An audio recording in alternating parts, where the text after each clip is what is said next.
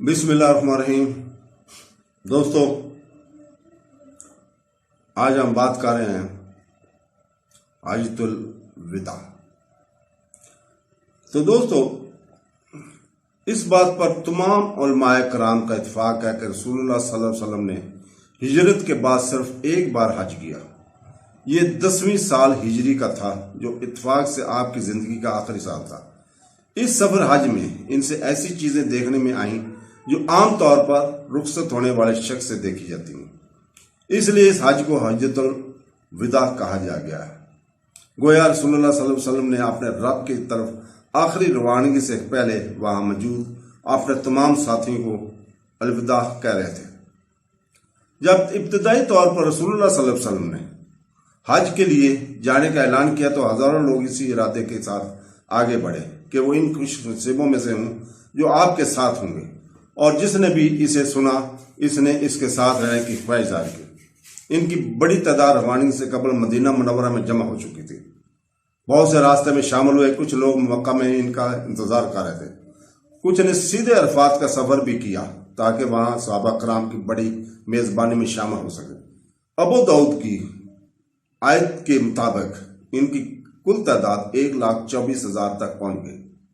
رسول اللہ صلی اللہ علیہ وسلم نے ذی الحج کی 24 یا 25 یا 26 تاریخ کو مدینہ میں ظہر کی نماز پڑھی اور عصر کی نماز ذوالحلیفہ میں پڑھی۔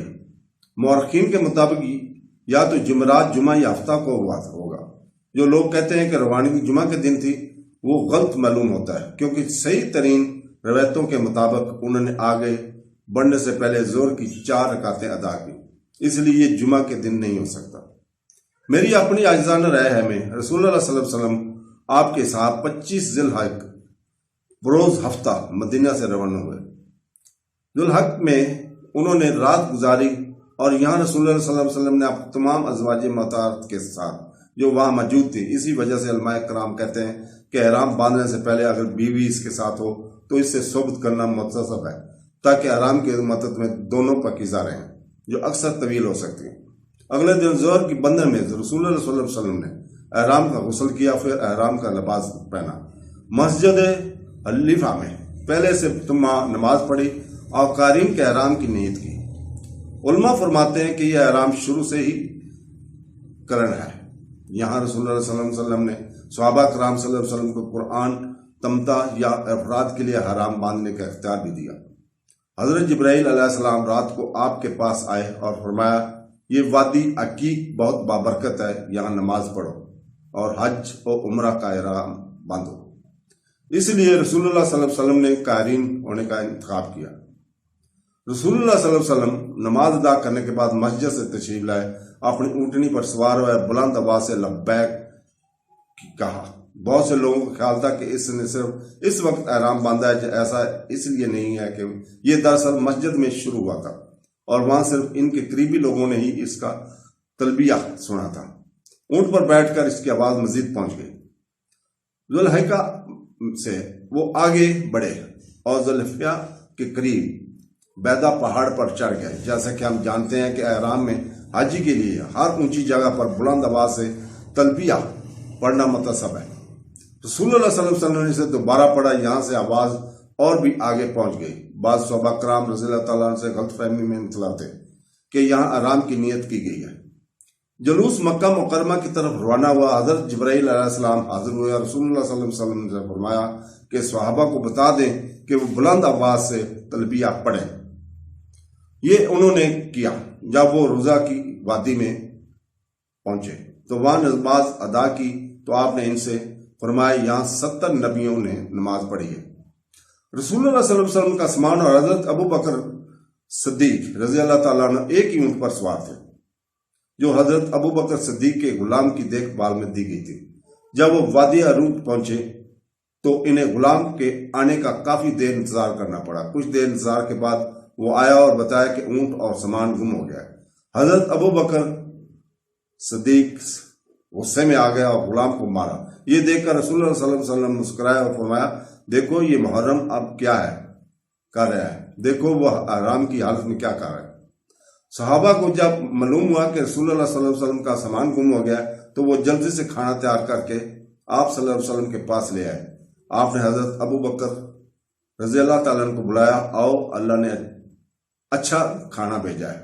تاہم حضرت ابو بکر رضی اللہ تعالیٰ عنہ پھر بھی غصے میں تھے، اور رسول اللہ صلی اللہ علیہ وسلم نے فرمایا، اے ابو بکر اپنا غصہ ختم کر دو۔ اس کے بعد حضرت سعد اور ابو قیس رضی اللہ تعالیٰ عنہ سامان سے لدی ہوئی اونٹ لے کر آئے اور رسول اللہ صلی اللہ علیہ وسلم کو ان کے قبول کرنے کا حکم دیا۔ تو آپ صلی اللہ علیہ وسلم نے فرمایا، اللہ آپ کو سلامت رکھے، اللہ کے فضل سے ہمارا اونٹ اور سامان مل گیا ہے۔ مکہ مکرمہ کے قریب وادی اصفہان میں حضرت سراقہ رضی اللہ تعالیٰ نے رسول اللہ صلی اللہ علیہ وسلم سے عرض کیا، یا رسول اللہ ہمیں حج کرنے کا طریقہ سکھا دیں، گویا ہم اس دن پیدا ہوئے ہیں اور کچھ نہیں جانتے تھے۔ پھر رسول اللہ صلی اللہ علیہ وسلم نے فرمایا کہ مکہ میں داخل ہونے پر کیا کرنا چاہیے۔ سرف نامی جگہ پر عائشہ رضی اللہ تعالیٰ عنہ کو حیض شروع ہو گیا۔ اس سے وہ بہت پریشان اور مایوس ہوئی اور رونے لگی، اب میرا سارا سفر بیکار ہو گیا، حج قریب ہے اور میں ناپاک ہو گئی۔ رسول اللہ صلی اللہ علیہ وسلم نے اسے تسلی دی، نہیں عائشہ، یہ ہر عورت کے ساتھ ہوتا ہے۔ اس نے پھر یہاں بتایا کہ اس کی حالت میں کیا کرنا چاہیے۔ پھر آپ صلی اللہ علیہ وسلم نے جن صحابہ کرام صلی اللہ علیہ وسلم کو اپنے ساتھ ذبح کرنے کے لیے کوئی جانور نہیں تھا، کہا کہ مکہ میں داخل ہو جائے، عمرہ کریں اور آرام سے آزاد ہو جائے۔ مکہ مکرمہ کے بالکل قریب وادی ازرق میں رسول اللہ صلی اللہ علیہ وسلم نے فرمایا، اب میں اپنے سامنے وہ لمحہ دیکھ رہا ہوں جب حضرت موسیٰ علیہ السلام حج کے لیے اس راستے سے گزرے، کانوں میں انگلیاں ٹھوس کر بلند آواز سے لبیک کہہ رہے تھے۔ زیتوبہ میں جو مکہ سے بالکل قریب ہے رات گزاری، پھر صبح کو مکہ مکرمہ داخل ہوئے۔ ایک بار پھر حضرت پاک صلی اللہ علیہ وسلم نے غسل کیا۔ اس کے بعد 4 ذی الحج بروز اتوار ذی الحجہ کے وقت مکہ مکرمہ میں داخل ہوئے۔ اکثر مورخین اس تاریخ پر کم و بیش متفق ہیں۔ تو دوستو ذی الحجہ کے 29 دن تھے۔ ہفتہ کو مدینہ سے نکل کر سفر کے 9ویں دن اتوار کو مکہ میں داخل ہوئے۔ وہ سیدھے مسجد الحرام گئے، حجر اسود کو بوسہ دیا اور طواف کیا۔ تحت مسجد میں نماز نہیں پڑھی گئی۔ طواف کے بعد انہوں نے مقام ابراہیم پر 2 رکعت نفل ادا کی اور اس میں سورہ کافرون اور سورہ اخلاص پڑھی۔ حجر اسود کو ایک بار پھر بوسہ دے کر صفا پہاڑی پر چڑھے، یہاں تک کہ کعبہ کو دیکھ سکے۔ وہاں کھڑے ہو کر دیر تک تکبیر اور تحمید پڑھتے رہے۔ پھر صفا اور مروہ کے درمیان 7 مرتبہ پیدل چلے۔ آخر میں جب وہ مروہ پر پہنچے تو رسول اللہ صلی اللہ علیہ وسلم نے ان لوگوں کو حکم دیا جو بغیر ہدی مین کی ذبح کے جانور تھے کہ بغیر تھے، آرام سے آزاد ہو جائیں۔ پھر رسول اللہ صلی اللہ علیہ وسلم ذبح کے جانور آرام سے آزاد ہونے کے لیے پھر رسول اللہ صلی اللہ علیہ وسلم نے اپنے رہائش گاہ پر تشریف لے گئے اور مزید 4 دن مکہ مکرمہ میں رہے۔ 8 ذی الحج کو صبح چاشت کے وقت منی کی طرف روانہ ہوئے، اور اب تمام صحابہ نے حج کا احرام باندھ لیا تھا اور آپ کے ساتھ منی پہنچے، جہاں انہوں نے 5 نمازیں ادا کی۔ سورہ مرسلات اسی دن کی شام نازل ہوگی۔ اگلے دن جمعہ کو طلوع آفتاب کے بعد عرفات کی طرف روانہ ہوئے، جہاں چند صحابہ نے مسجد نمرہ میں رسول اللہ صلی اللہ علیہ وسلم کے لیے خیمہ لگایا تھا۔ رسول اللہ صلی اللہ علیہ وسلم اس میں تھوڑی دیر ٹھہرے اور پھر اپنی اونٹنی قصبہ پر سوار ہو کر وادی عرفات کی طرف روانہ ہوئے۔ وہاں انہوں نے ایک طویل خطبہ دیا۔ اس نے جو باتیں کہی تھیں ان میں سے یہ بھی تھیں، لو شاید اس کے بعد تم مجھے دوبارہ نہ دیکھو، اس کے بعد ہم اس جگہ دوبارہ نہیں ملیں گے۔ خطبت کے بعد حضرت بلال رضی اللہ تعالیٰ عنہ کو بلند آواز سے اذان دینے کا حکم دیا گیا، اور انہوں نے ظہر اور عصر کی نماز ظہر کے وقت میں ادا کی۔ نماز کے بعد رسول اللہ صلی اللہ علیہ وسلم اپنی اونٹنی پر عرفات کے میدان میں تشریف لے گئے اور اس کے بعد مغرب تک اللہ تعالیٰ سے دعائیں مانگی۔ اس دوران حضرت ام فضل رضی اللہ تعالیٰ عنہ یہ معلوم کرنا چاہا کہ وہ روزہ رکھتی ہیں یا نہیں۔ اس نے دودھ کا پیالہ بھیجا اور رسول اللہ صلی اللہ علیہ وسلم نے اسے اپنے اونٹ پر بیٹھ کر پیا تاکہ سب دیکھ لیں کہ آپ صلی اللہ علیہ وسلم روزہ نہیں رکھتے۔ اسی عرصے میں ایک صحابی رضی اللہ تعالیٰ عنہ بھی اونٹ سے گر کر مر گئے۔ رسول اللہ صلی اللہ علیہ وسلم نے اسے احرام کے کپڑوں میں लपेट कर दफन करने का हुक्म दिया और फरमाया क़यामत के दिन वो तलबिया पढ़ते हुए उठाए जाएंगे।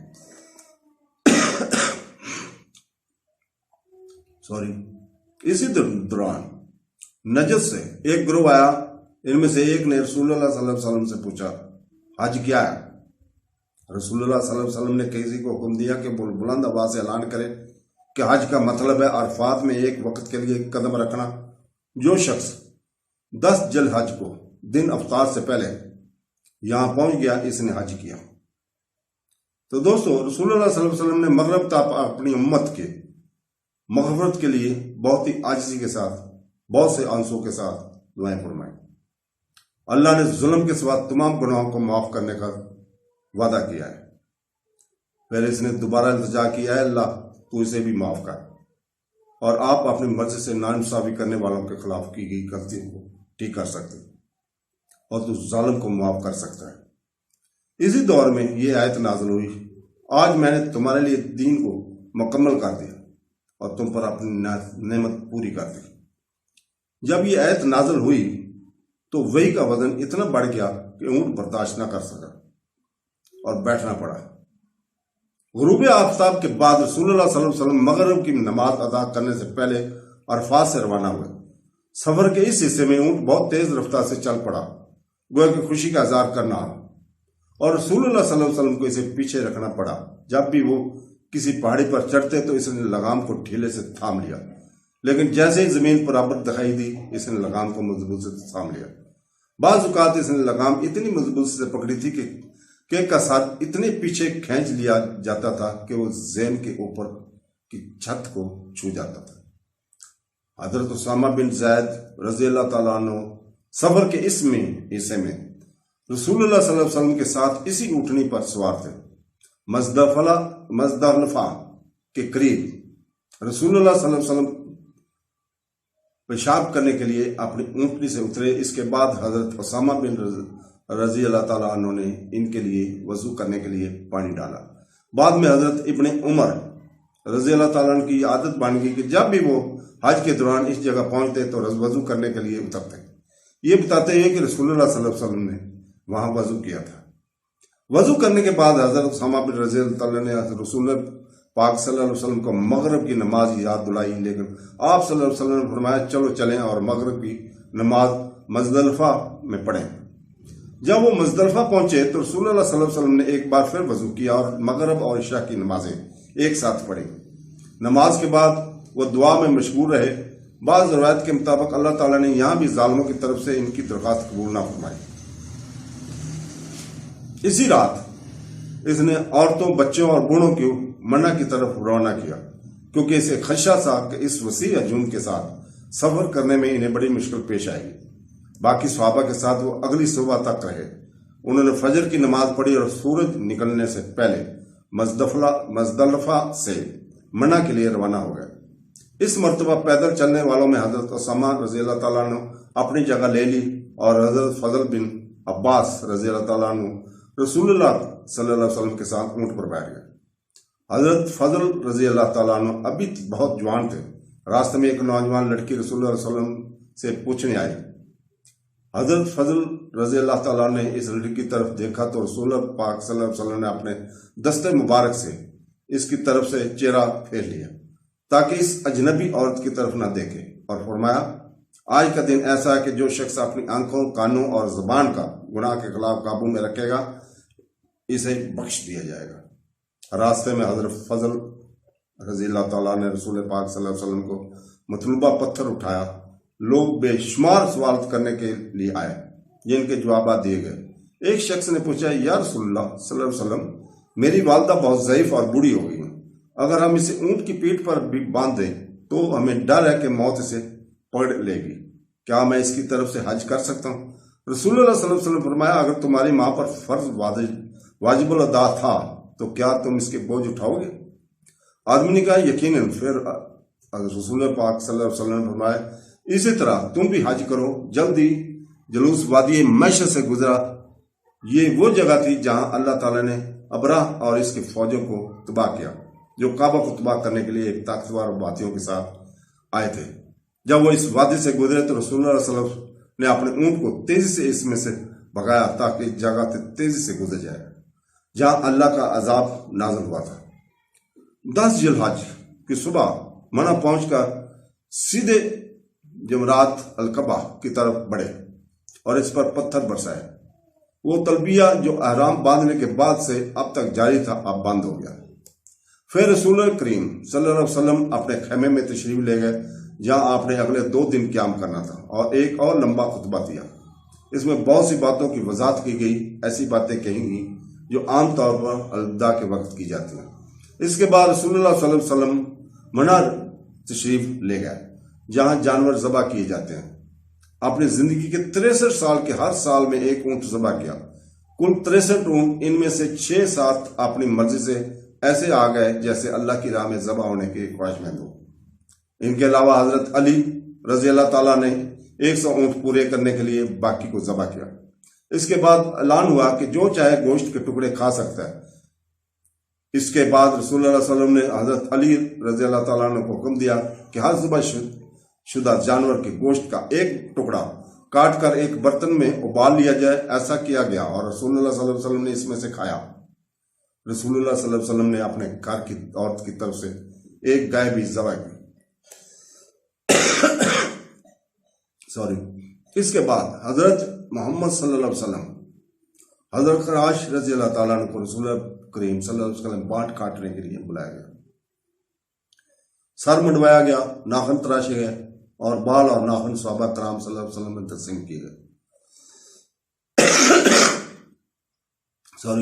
کہا جاتا ہے کہ رسول کریم صلی اللہ علیہ وسلم کے وہ بال جو آج تک کچھ لوگوں کے قبضے میں ہیں یہاں منع میں منسوب ہوئے۔ رسول کریم صلی اللہ علیہ وسلم نے اپنے بال کٹوانے کے بعد اپنے آرام کے کپڑے اتارے، خوشبو لگائی اور اپنے معمول کے کپڑے پہن لیے۔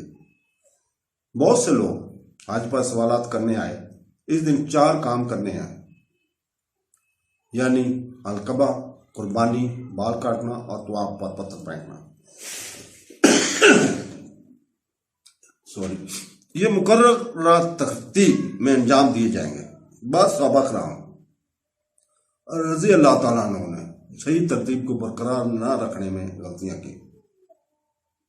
وہ رسول کریم صلی اللہ علیہ وسلم کے پاس آئے اور بیان کیا۔ ان میں سے تقریباً سب کے لیے اس نے کہا کہ صحیح ترتیب پر قائم نہ رہنا کوئی گناہ نہیں، مسلمانوں کی عزت و آبرو پر۔ ظہر کی نماز کے وقت رسول اللہ صلی اللہ علیہ وسلم اپنے جلوس کے ساتھ طواف زیارت کے لیے مکہ سے روانہ ہوئے۔ طواف کے بعد ظہر کی نماز مکہ مکرمہ میں ادا کی اور پھر منع واپس آ گئے۔ آپ نے زمزم کی زیارت بھی کی اور سیر ہو کر آپ نے زمزم پیا۔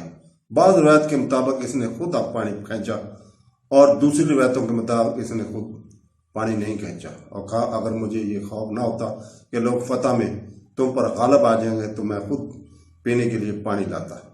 اصل میں کیا ہو سکتا تھا کہ پانی کئی بار کھینچا گیا۔ کسی وقت جب آپ اکیلے تھے تو رسول اللہ صلی اللہ علیہ وسلم نے اسے خود کھینچا اور دوسرے وقت جب ارد گرد بہت زیادہ ہجوم تھا تو آپ نے اسے اپنے لیے کھینچ لیا۔ رسول اللہ کریم صلی اللہ علیہ وسلم نے کھڑے ہو کر زمزم پیا۔ پھر رسول اللہ صلی اللہ علیہ وسلم نے صفا اور مروہ کے درمیان سعی کی۔ بعض روایتیں اس کی تصدیق کرتی ہیں، حنفی اسے قبول کرتے ہیں۔ منع میں واپس آ کے رسول اللہ کریم صلی اللہ علیہ وسلم دن تک وہاں رہے اور روزانہ زوال کے بعد جمعرات پر پتھر پھینکتے تھے۔ بعض روایت میں یہ بھی کہا گیا ہے کہ وہ ہر رات بیت اللہ کا طواف کرتے تھے۔ منع میں بہت سے خطابات دیے گئے۔ ایک بار پھر اس قسم کے الوداعی الفاظ نمودار ہوئے۔ شاید میں آئندہ یہاں آپ سے دوبارہ نہ ملوں۔ سورہ نصر اسی وقت نازل ہوئی۔ بعض رپورٹوں میں کہا گیا کہ یہ اس وقت سے پہلے ہی مدینہ میں نازل ہو چکی۔ اس نزول کے بعد رسول اللہ صلی اللہ علیہ وسلم فرماتے تھے کہ اس باب میں آپ کو ان کی وفات کی خبر دی گئی جو قریب تھی۔ 13 ذی الحج بروز منگل آخری جمعرات ادا کرنے کے بعد منع سے مکہ مکرمہ روانہ ہوئے۔ مکہ کے باہر جسے بتا یا خیب بنی کنانہ بھی کہا جاتا ہے، رسول اللہ صلی اللہ علیہ وسلم کے غلام حضرت ابو رافع رضی اللہ عنہ نے ایک خیمہ لگایا تھا اور یہاں رسول اللہ صلی اللہ علیہ وسلم رات گزارنے کے لیے رک گئے۔ یہاں آپ نے ظہر، عصر، مغرب اور عشاء کے نمازیں ادا کی، پھر کچھ دیر آرام کیا۔ یہ وہ جگہ تھی جہاں اسلام کے 6 سال میں کفار مکہ نے آپس میں یہ معاہدہ کیا تھا کہ وہ مسلمانوں اور بنو ہاشم کا بائیکاٹ کریں گے اور ان سے کسی قسم کا کوئی تعلق نہیں رکھیں گے۔ کوئی خرید و فروخت، شادی، ملاقات وغیرہ اس وقت تک نہ ہوگی جب تک رسول اللہ کریم کے خاندان بنو ہاشم نے آپ صلی اللہ علیہ وسلم کو ان کے ہاتھ میں دے دیا کہ وہ آپ کے ساتھ جیسا مناسب سمجھے۔ ان کا ارادہ اسے قتل کرنا تھا۔ اس جگہ پر یہ معاہدہ لکھا اور دستخط کیا گیا ہے اور یہ ایک معروف کہانی ہے اور سب جانتے ہیں کہ اس کا نتیجہ کیا نکلا۔ آپ صلی اللہ علیہ وسلم فاتح کی جگہ پر بیٹھے ہوئے تھے۔ تھوڑی دیر آرام کرنے کے بعد رسول اللہ صلی اللہ علیہ وسلم نے صحابہ کرام کو طواف و وداع کیا۔ اس شام بھی آپ نے حضرت عائشہ رضی اللہ تعالیٰ کو ان کے بھائی حضرت ابو عبد الرحمن رضی اللہ تعالیٰ عنہ کے ساتھ تیمم کے لیے عمرہ کے لیے بھیجا۔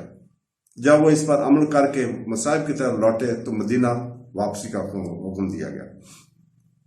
ایک اور بات پر علماء متفق نہیں ہے کہ کیا رسول اللہ صلی اللہ علیہ وسلم اس حج میں خانہ کعبہ میں داخل ہوئے تھے یا نہیں۔ ہم جانتے ہیں کہ وہ داخل ہوئے تھے، لیکن بعض علماء کا کہنا ہے کہ یہ فتح مکہ کے وقت تھا۔ بعض علماء کا کہنا ہے کہ مدینہ منورہ روانہ ہونے سے پہلے رسول اللہ صلی اللہ علیہ وسلم نے مکہ میں فجر کی نماز ادا کی، اس میں سورہ طور کی تلاوت کی اور پھر 10 ہجری میں 14 ذی الحج بروز بدھ کو صبح مکہ سے روانہ ہوئے۔ 18 ذی الحج کو رسول اللہ کریم صلی اللہ علیہ وسلم جعفہ کے قریب اور دیر خم میں رکے اور وہاں خطبہ دینے کے لیے ایک بلند مقام پر چڑھ گئے۔ اس خطبہ میں آپ نے حضرت سیدنا حضرت علی رضی اللہ تعالیٰ عنہ کے فضائل بھی بیان فرمائے۔ یہ وہ لمحہ ہے جسے رافضیوں شیعوں نے غلطی سے غدیر کی عید کہا ہے۔ ہم اس موضوع پر اگلے ہفتے پوسٹ کریں گے، اگلے ہفتے انشاءاللہ اس کے اوپر بات کریں گے۔ حضرت سیدنا علی رضی اللہ تعالیٰ عنہ فرمایا کرتے تھے کہ مجھ سے ان کا تعلق کے 2 گروہ گمراہ ہو گئے تھے، وہ جو میری محبت میں حد سے بڑھ گئے اور جن کے نفرت حد سے بڑھ گئی۔ تو دوستو، جلوس نے رات ذوالحلیفہ میں گزاری، فجر کی نماز ادا کرنے کے بعد یہ دعا پڑھتے ہوئے اس سے مدینہ منورہ میں داخل ہوا۔ ہم توبہ کے طلبگار اور اللہ کی عبادت کرتے ہوئے واپس لوٹتے ہیں۔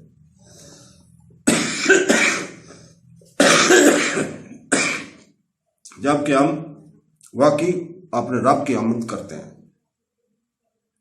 حج کے بعد رسول اللہ صلی اللہ علیہ وسلم نے وصال سے پہلے 2 ماہ مزید زندہ رہے۔ حضرت ابی بکر رضی اللہ تعالیٰ پہلے خلیفہ ہوئے۔ اپنے پہلے سال خلافت کے دوران آپ نے خود حج نہیں کیا، بلکہ حضرت عمر رضی اللہ تعالیٰ کو مکہ مکرمہ میں حاجیوں کا رہنما مقرر کیا۔ اگلے سال انہوں نے خود مسلمانوں کے حج کی قیادت کی۔ جب حضرت ابو بکر رضی اللہ تعالیٰ عنہ کا انتقال ہوا تو ان کے بعد حضرت عمر رضی اللہ تعالیٰ عنہ دوسرے خلیفہ بنے، جنہوں نے پہلے سال حضرت عبد الرحمن بن عوف رضی اللہ عنہ کو بھیجا، جو خود حاجیوں کی امامت کرتے تھے۔ در حقیقت وہ اپنی خلافت کے آخری سال میں رسول اللہ صلی اللہ علیہ وسلم کے گھر کی خواتین کو حج کے لیے لے جانے کے لیے باہر نکلے۔ جب حضرت عثمان رضی اللہ تعالیٰ عنہ کو تیسرے خلیفہ کے طور پر منتخب کیا گیا تو وہ بھی پہلے سال یعنی 24 ہجری میں حج پر نہیں گئے اور حضرت عبد الرحمن بن عوف رضی اللہ تعالیٰ عنہ کو امیر حج مقرر کیا۔ پھر 25 ہجری سے 34 ہجری تک آپ نے خود ان کی امانت کی۔ جب وہ اپنے گھر میں قید تھے تو حضرت عبداللہ بن عباس رضی اللہ تعالیٰ عنہ کو امیر الحج مقرر کیا گیا، اگرچہ حضرت سیدنا حضرت علی رضی اللہ تعالیٰ نے اپنی خلافت سے پہلے متعدد موقع پر حج کیا، لیکن جنگوں میں مصروف رہنے کی وجہ سے آپ اس کے بعد کبھی حج نہیں کیا، جنگ جمال، جنگ صفین وغیرہ میں۔ تو دوستو، اللہ حافظ۔